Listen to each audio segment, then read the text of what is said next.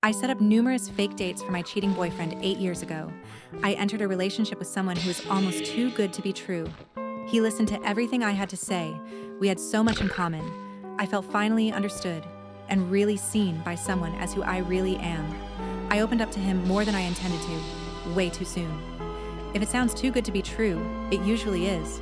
Now I know that what he did to me back then was love bombing. Some examples of his techniques. The second month of dating, he took me to an uninhabited island with his small boat, set up a gorgeous lunch he prepared at home, served limoncello. We went diving, and he found a giant shell and gave it to me as a token of his love. Shortly thereafter, he took me to his childhood home, showed me pictures of his parents who were deceased, and gave me his old toy he claimed was his fondest childhood memory. I was sure he was the one. However, soon things started to change. At first, it was the little things. He'd make a cynical comment here and there about the way I looked or something I said, and that made me feel very insecure. He'd flirt with other women in front of me to make me jealous. I'd cry, and he'd apologize, and temporarily revert to his old, romantic, loving self. But his outbursts became worse and worse, and the amount of pleading with him and convincing him of my love was growing each time. I felt exhausted and drained by the constant need to prove my love for him, just to earn a little bit of affection he initially showed me. I once got out of the shower and caught him browsing an online dating site. He said he made sure I saw what he was checking out to see if I'd get jealous and controlling again. I didn't believe him. He was actually very bad with computers, and early on in the relationship, he once called me on the phone and asked for my help with setting up an online account for playing chess.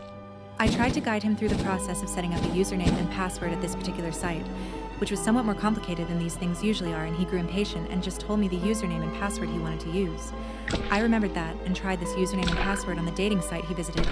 I immediately got into his profile, and what I saw broke me. Not only was he chatting up other women, but it was clear from some of the conversations that he had met other women and had sex with them. Some of the conversations contained intimate information about me and what he was dissatisfied with me. What I read hurt so much that I cried on the floor like a little baby. By this point, I knew he wasn't perfect, and that our relationship was far from perfect. But I was clinging to that initial phase of our relationship which made me feel the happiest I had been in my life. Now I had to deal with the fact that it was all fake. I cried for hours and then something in me broke, and I decided to get even. I set up a fake online dating profile, the first of the many to come. I started chatting with him, and after a few days, he suggested meeting. I feigned hesitation. He insisted. I reluctantly agreed to meet him in a large coffee house. I went there, half disguised, and sat where I knew he wouldn't see me. I half hoped that he wouldn't come, and that it was all just a bad dream. I called him 10 minutes before the meeting with the mystery woman to ask where he was, and if we could meet. He said that he couldn't because he had an errand to run. My heart sank. I kept my eyes glued to the door, and sure enough, there he was. He came in, sat and waited. At first, I thought I was getting a panic attack because I was so distraught, but I managed to calm myself down. He first waited patiently, then started fidgeting and looking at every woman that came in. And then, as if by divine intervention, a woman came in who looked just as what I described myself, online. He immediately came up to her and said something. She dismissed him, but he was persistent, at which point she got agitated with him and told him to leave her alone. He waited for another half an hour, and then left. That afternoon, I sent him a message through the dating site that I was indeed the woman he spoke up to, that I saw him, found him physically unattractive, but lacked the courage to discuss it in public, so I faked not knowing who he was.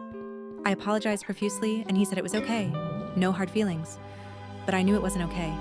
He was very self-aware and narcissistic. No way he was unbothered by that. So I did it to him again, and again, and again. Sometimes he'd be stood up. Sometimes the woman would reschedule, and then he'd be stood up. Sometimes she'd cancel at the last minute. At least 10 dates went south. I decided it was enough, and that it was time to break up.